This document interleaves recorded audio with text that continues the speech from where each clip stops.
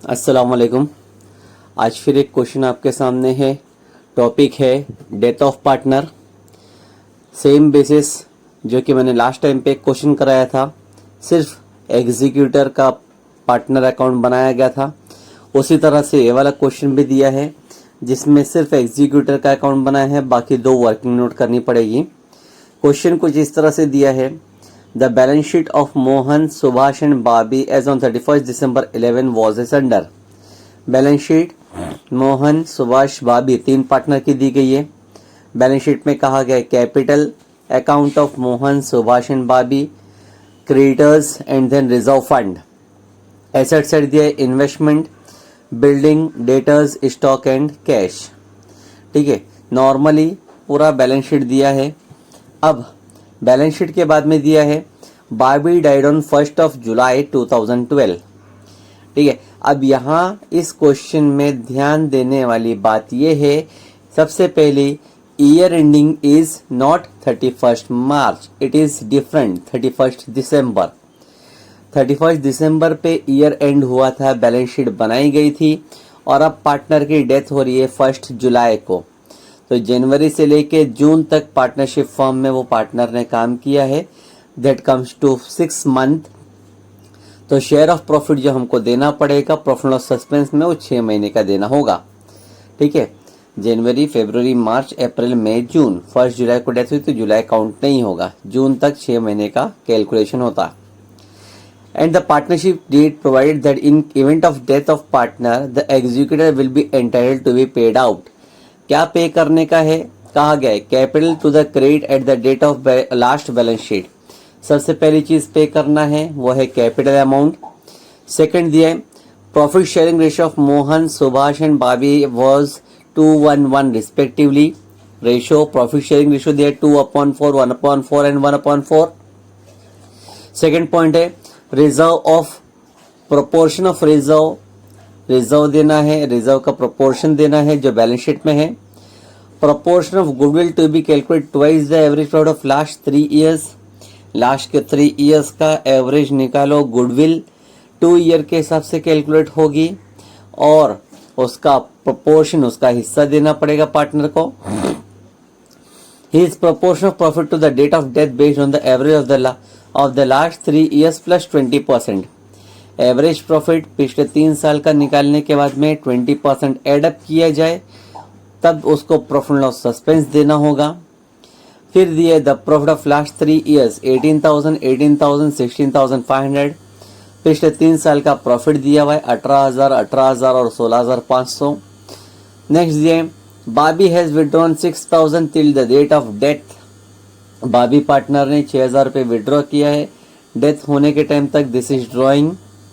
और the investment was sold at par, investment वो sale कर दिया गया है at par, means book value, balance sheet value पे। And the amount was paid off to Bobby executor and the balance was transferred to loan account. Investment बेच के जो भी पैसा मिला है वो बाबी के एग्जीक्यूटर्स को दे दिया गया। अब इसके बाद जो बैलेंस बचेगा बाबी के अकाउंट में वो ट्रांसफर कर दिया जाएगा लोन में। Prepare Bobby's capital account only. अब हमको बोला गया है कि सिर्फ और सिर्फ एक ही अकाउंट बनाने का, जिसको बोलते हैं Bobby's capital account. Executors loan account में जो ट्रांसफर हो वो अमाउंट निकालना पड़ेगा।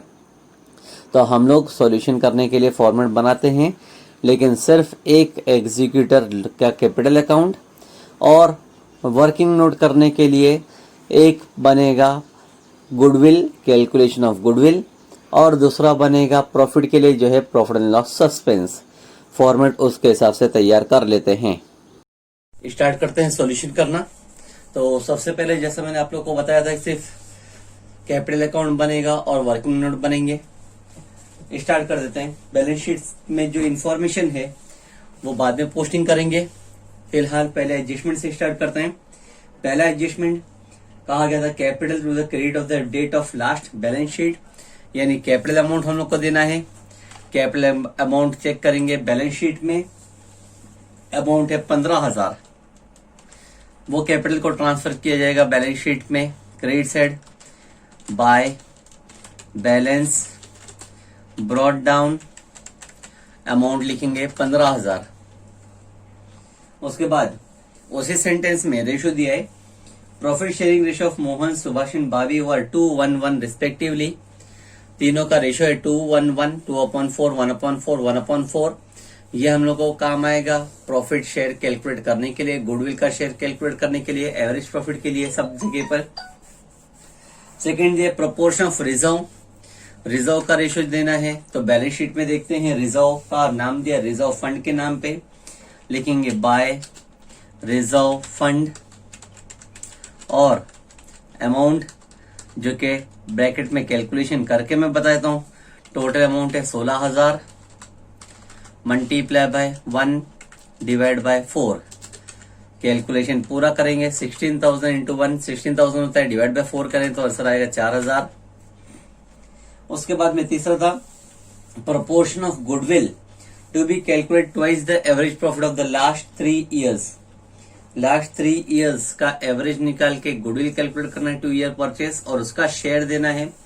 तो गुडविल के लिए हम लोग एक वर्किंग नोट करते हैं यहाँ पे। गुडविल लास्ट के 3 साल का प्रॉफिट आपको एडजस्टमेंट नंबर 5 में दिया हुआ है, वो है 18,000 प्लस दूसरा भी 18,000 प्लस, और तीसरा अमाउंट है 16,500। तीनों को अमाउंट एडअप करके डिवाइड बाय 3 करेंगे। तो पहले एडअप करते हैं, 18,000 प्लस 18,000 होता है 36,000, 36,000 प्लस 16,000 होता है 52,500, जिसको डिवाइड बाय हमको करने का है 3। जब 52,500 को डिवाइड बाय 3 करते हैं तो आंसर आता है 17,500। ठीक है, ये तो एवरेज प्रॉफिट आ गया मेरा। अब गुडविल निकालेंगे एवरेज प्रॉफिट के हिसाब से, 17,500 multiply by 2 years purchase, 17,500 multiply by 2 करेंगे तो अमाउंट होगा गुडविल का 35,000। ठीक है, 35,000 गुडविल आ रहा है।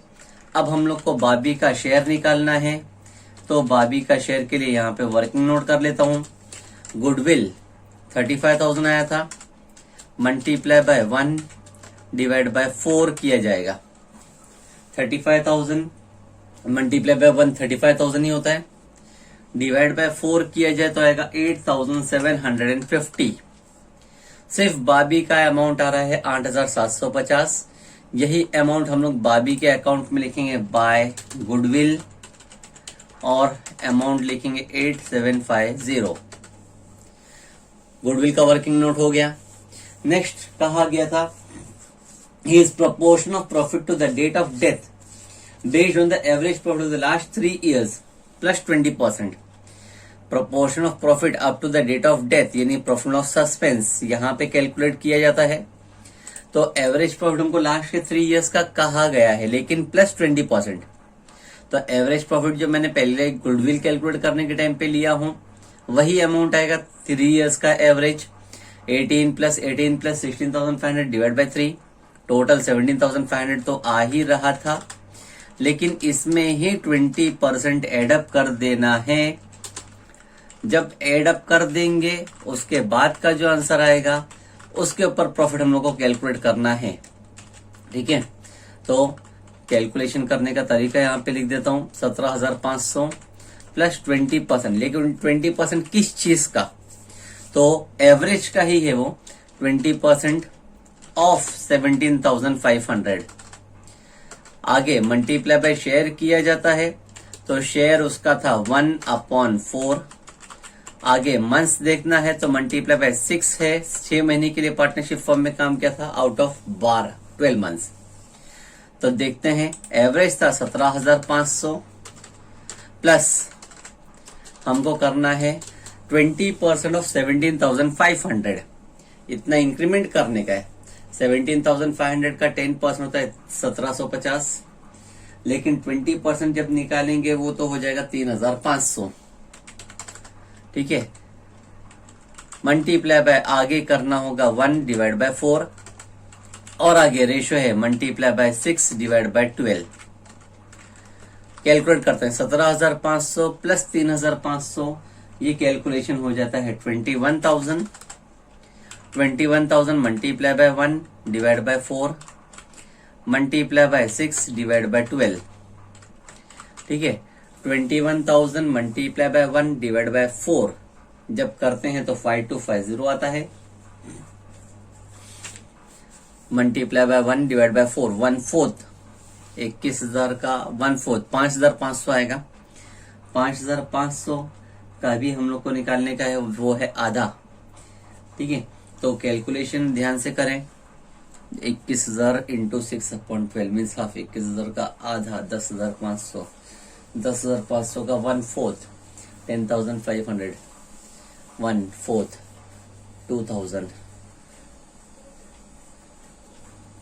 2,000 अमाउंट है 2625 2,625।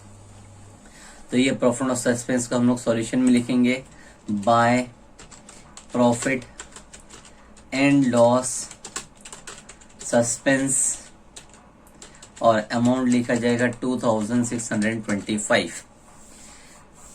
और आगे कहा गया था पांचवें एडजस्टमेंट में प्रॉफिट ऑफ 3 इयर्स, वो प्रॉफिट ऑफ 3 इयर्स तो कैलकुलेशन करने के लिए काम आया था, उसको कहीं रिकॉर्डिंग नहीं करना है। 6th एडजस्टमेंट है बारबी has withdrawn 6,000 till the date of her death, death तक के उसने विथड्रॉ किया है। तो जब विथड्रॉ किया जाता है उसको बोलते हैं ड्रॉइंग, लेकिन यहाँ पे लिखेंगे इस तरह से कैश, और ब्रैकेट में लिखते हैं दैट इज ड्रॉइंग, और अमाउंट है 6,000। ठीक है, पर मंथ नहीं कहा गया है, इसलिए हम डायरेक्टली 6,000 लिखेंगे। लास्ट एडजस्टमेंट कहा गया था the investment was sold at par, investment को सेल कर दिया गया था पार पे। पार मतलब बुक वैल्यू, बैलेंस शीट की वैल्यू पे। बैलेंस शीट में अगर इन्वेस्टमेंट का अमाउंट देखें तो अमाउंट है 20,000, तो इन्वेस्टमेंट 20,000 का बेच दिया गया। अगर सेल होता है तो उसका इफेक्ट कैश अकाउंट में जाएगा, कैश अकाउंट में, यहां पर तो आना नहीं चाहिए। लेकिन सेकंड इफेक्ट कहा गया and the amount was paid to Bobby's executor, और जो अमाउंट था वो बाबी के एग्जीक्यूटर को दिया गया, बाबी के एग्जीक्यूटर को दिया गया। तो यहीं पर हम लोग बाबी के अकाउंट में लेंगे टू कैश, ब्रैकेट में लिखेंगे अमाउंट ऑफ इन्वेस्टमेंट, ये इन्वेस्टमेंट का अमाउंट दे दिया गया उसको, और अमाउंट था 20,000 जितने में सेल किया गया। ठीक है, एक तरफ से हमारे बिजनेस में से पैसा गया है, इसलिए पार्टनर के डेबिट में आ गया, और लास्ट में कोई इंफॉर्मेशन नहीं है, सिर्फ इतना कहा गया है अब जो बैलेंस बचेगा बाबी के अकाउंट में वो ट्रांसफर करना है लोन। तो हम लोग लोन में ट्रांसफर करेंगे। पहले एक बार बैलेंस शीट में से चेक कर लेते हैं कि कोई ट्रांजैक्शन रह तो नहीं गया। नॉर्मली बैलेंस शीट में से सिर्फ 2 ही नाम ट्रांसफर होते हैं पार्टनर में, एक होता है कैपिटल बैलेंस, वो तो हमने क्रेडिट में पहले लिख चुके, और दूसरा होता है रिजर्व बैलेंस, वो भी हमने यहाँ पे रिजर्व का अमाउंट लिख चुके हैं। और क्वेश्चन में कुछ बचा नहीं है, तो अब हम इस अकाउंट को टैली कर देते हैं। टैली करने के लिए देखते हैं amount 15,000 plus 4 19, 19 plus 8 27, 27 plus 2 29, 30,000 amount होता है 30,375, दोनों साइड लिखेंगे 30,375। 20 प्लस 6 26,000 आ रहा है डेबिट में, 26,000 माइनस करें तो बैलेंस बचेगा 4,375, और ये 4,375 के सामने लिखा जाएगा टू एग्जीक्यूटर्स लोन अकाउंट। ठीक है, यानी कि जो भी बैलेंस था 4,375 का ये लोन में ट्रांसफर कर दिया गया। ठीक है, तो ये सॉल्यूशन हमारा यहाँ पे एंड। सिर्फ हमने कैपिटल अकाउंट बनाया है और कैपिटल अकाउंट के साथ में 2 working note according to requirement in question, बाकी और कुछ हमको करने की जरूरत नहीं है।